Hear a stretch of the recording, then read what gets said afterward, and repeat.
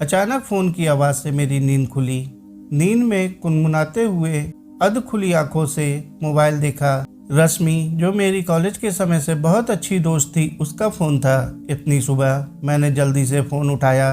उधर से रश्मि रोते हुए बोली, प्रीति मेरी प्रिंसेस, मेरी परी हमेशा के लिए चली गई। तू जल्दी से आ जा। जब तक मैं कुछ अच्छी तरह समझ पाती या कुछ उससे पूछ पाती, उधर से फ़ोन कट गया। मैंने घबराकर अपने पति को जगाया। हालांकि बहुत सुबह नहीं थी, 7 बज रहे थे, पर हम लोगों को देर तक सोने की आदत थी। पति भी हड़बड़ाकर उठ बैठे। बोले, क्या हुआ? मैंने भर्राई आवाज़ से सारी बात बताई। रमेश, मेरे पति को मेरी और रश्मि की गहरी दोस्ती का पता था, इसलिए बिना कुछ कहे जाने के लिए फ्रेश होने चले गए। मैं भी किचन में दुखी मन से चाय बनाने लगी। उसके घर की खुशी, उत्साह सभी कुछ नज़रों के सामने चलचित्र की तरह आने लगा। अभी कुछ ही महीने पहले तो उसने अपनी पत्नी की गोद भराई करी थी। कितने खुश थे सब। बड़ी मन्नतों के बाद तो उसके घर में खुशी आई थी। बेटे सुमित की शादी को कई साल हो गए थे। बहुत इलाज भी करवाया, मन्नतें भी मांगी। मंदिर, मस्जिद, गुरुद्वारा, जिसने जहाँ भी बताया जाकर माथा टेका। प्रथा, उसकी बहू, जैसा प्यारा नाम था उतनी ही प्यारी थी। स्वभाव भी उसका बहुत अच्छा था। रश्मि कई बार कहती, हम तो धन्य हो गए ऐसी बहू पाकर। अच्छे स्वभाव के साथ साथ अकेली होने के कारण सबकी लाडली भी थी। जब प्रथा और सुमित ने यह शुभ समाचार घर में सुनाया तो पूरा घर खुशी से झूम उठा। फिर क्या था, घर में बहू की रोज नज़र उतारी जाती, बहू के आराम का पूरा ध्यान रखा जाता, सुबह से शाम तक उसके खाने पीने से लेकर उसकी हर जरूरत का ध्यान रखा जाता।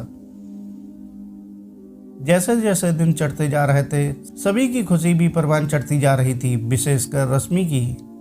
उसकी तो खुशी का ठिकाना ही नहीं था। एक तो बेटे की शादी के इतने साल बाद खुशी, ऊपर से उसके बेटे के जन्म के बाद इतने सालों बाद उसके घर में बच्चे की किलकारी की गूंज।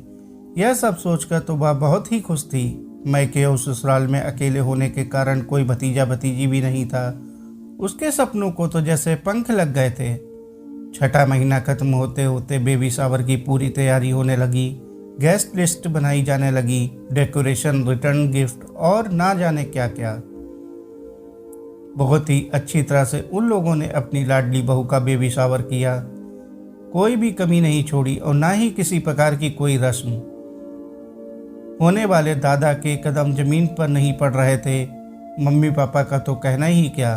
सब कुछ बहुत ही अच्छा चल रहा था। पर वो कहते हैं ना, रूठती तो खुशियाँ ही हैं, दुखों के इतने नखरे नहीं होते। समय आने पर प्रथा ने बहुत ही प्यारी बच्ची को जन्म दिया, बिल्कुल अपनी मम्मी की तरह सुंदर प्यारी गोल मटोल बिटिया। सब उसे देखकर निहाल हुए जा रहे थे। सभी ने उसे हाथों हाथ लिया। अस्पताल से आने पर रश्मि ने नन्ही परी और अपनी प्रिंसेस का धूमधाम से स्वागत किया। जिसको जो भी दान दक्षिणा देनी थी वो दी, किसी तरह की कोई कमी नहीं रखी। फिर यह अचानक, तभी मेरे पति ने गेट पर कार का हॉर्न बजाया तो मैं एकदम से चौंक गई। जल्दी जल्दी घर में ताला लगाया और कार में बैठ गई। रश्मि का घर ज़्यादा दूर नहीं था, पर रास्ता उफ कितना लंबा लग रहा था। मन तो कर रहा था कि जल्दी से अपनी सहेली के पास पहुंच जाऊं और उसे गले लगा लूं, पर वहां पहुंचते ही मेरे पैर मन भर के हो गए। हिम्मत ही नहीं पड़ रही थी। एक अजीब सी घबराहट हो रही थी। मैं कैसे अंदर जाऊं और क्या कहूं रश्मि से। ऐसे समय तो शब्द भी साथ छोड़ देते हैं। खैर, जाना तो था ही। मेरे पति बाहर ही कुछ लोग बैठे थे, वहीं रुक गए। मैं अंदर गई तो रश्मि और प्रथा जमीन पर बैठे शून्य में ताक रहे थे। रोते रोते तो आंसू भी सूख गए थे, आंखें जैसे पथराई गई थीं। भाई साहब और सुमित अपनी प्रिंसेस की अंतिम विदाई करने चले गए थे। मैंने रश्मि के कंधे पर हाथ रखा ही था कि उसके अंदर का दुख, निराशा उसके आंखों के रास्ते बह चला। मुझसे लिपटकर वह अपनी गुड़िया की याद में फूट फूट कर रोने लगी। प्रथा तो मानो पत्थर ही हो गई थी। अपने सामने की दीवार पर भाव शून्य होकर अपनी परी की फोटो को टकटकी लगाकर देखे जा रही थी। थोड़े समय बाद घर के सभी लोग वापस आ गए। मैंने उठकर सबको चाय दी जो एक पड़ोसी देकर गए थे, लेकिन किसी के गले में भी वो चाय नहीं उतर रही थी। रश्मि ने तो फिर भी रो रो कर अपना दुख हल्का करने का प्रयास किया, पर प्रथा तो जड़बत होकर वैसे ही बैठी रही। उसको देखकर तो रश्मि का भी कलेजा फटा जा रहा था। धीरे धीरे सब लोग सांत्वना देते हुए वापस जाने लगे। मैंने धीरे से रश्मि से कहा कि प्रथा का रोना बहुत जरूरी है, नहीं तो उसकी मानसिक स्थिति खराब हो सकती है। यह दुख उसे अंदर ही अंदर उसे खा जाएगा। रश्मि ने बहुत ही मजबूर निगाहों से प्रथा की ओर देखा, फिर उसे उसके कमरे में ले गई। वहां जाते ही अपनी गुड़िया के सारे सामान को देखकर प्रथा के सब्र का जैसे बांध ही टूट गया।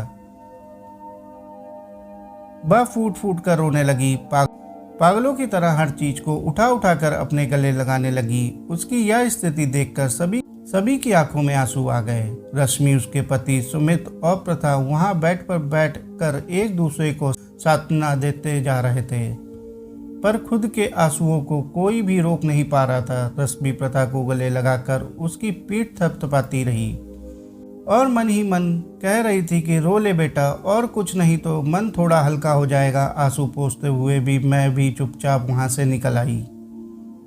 रास्ते भर प्रथा का करुण क्रंदन कानों में गूंजता रहा। काश कोई ऐसी जादू की छड़ी होती जिससे उस परिवार का दुख कुछ कम हो पाता। काश ईश्वर किसी को भी ऐसी अधूरी खुशी ना दे जिससे वह पूरी जिंदगी एक टीस में जीता रहे। साथियों, कहानी को अंत तक सुनने के लिए आपका बहुत बहुत शुक्रिया। कहानी अच्छी लगी हो तो कहानी को लाइक और चैनल को सब्सक्राइब कर लीजिए। धन्यवाद।